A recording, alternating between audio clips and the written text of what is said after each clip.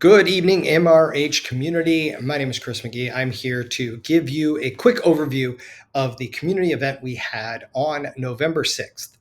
And we focused on shifting systems in service of preparing our students to meet our mission and see our vision.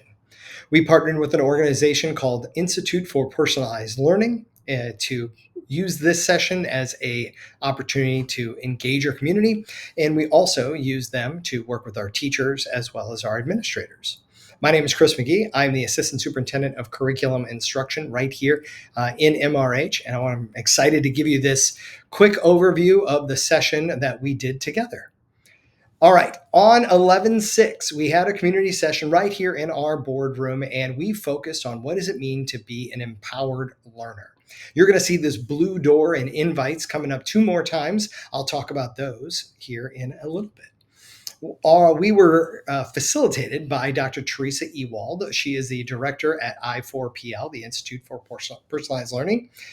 She's a former assistant superintendent. She's a mom, a wife, a writer, and a speaker. She also leads our workshop with our administrators throughout the year. So that's exciting to get a chance to work with Dr. Ewald. We reviewed our mission and our vision and recognized the opportunity for personalized competency-based learning to support both the mission and our vision.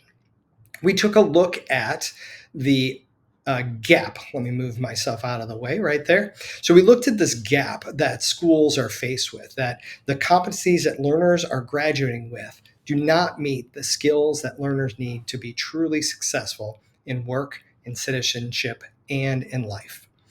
We also recognize that those skills of reading, writing, math, mathematical processes, scientific concepts are all baked into our K-12 system. And the pieces that we need to leverage are critical thinking, analytical thinking, self-awareness, curiosity, resilience, AI, and big data. And we can see that the two systems seem to be almost contradictory. And that readiness gap exists when we are just solely focused on the traditional school model while not taking time to prop up this new way of thinking about learning in the 21st century. So when we have those new outcomes, that means we're going to have some new strategies associated with them. Our system in K-12 public education is designed perfectly to meet the expectations of sorting learners, developing compliance, and presenting some basic knowledge. It's not designed well for these unknown careers that exist in our future, durable skills that can transfer to any content, and design and innovation that is essential moving forward. And we should use our research to guide us, not the history of past practices, not the things that we're comfortable with or fads. So the most important thing is to use research, right? So John Hattie used a whole bunch of metacognitive skills to rate impacts of learning, strategies, if you will, of learning. And we see that the dependency on the teacher and lectures are having negative impact on learning. What has a really strong positive impact is students driving their learning and allowing them to self-reflect, self-evaluate, and set goals. Those things have a tremendous impact on student learning.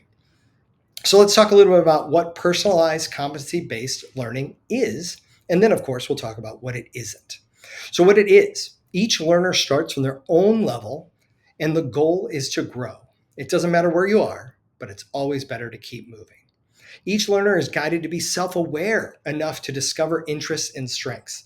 Adults provide time and space for that discovery and feedback. Learners' next steps are guided by current competency, which is informed by multiple pieces of evidence. It's not just one test is our only piece of data. Everything is evidence. Learning is found in all areas of the student life, not just at school. Life is also a great place to learn these valuable skills. So let's talk a little bit about what personalized competency-based learning is not. It is not a lowering of reading, writing, and math expectations. Those foundational skills are essential. It is not an opportunity for learners to opt out of rigorous learning. Kids aren't running the show, but they do have a voice in the show's production. It is not an unproven fad.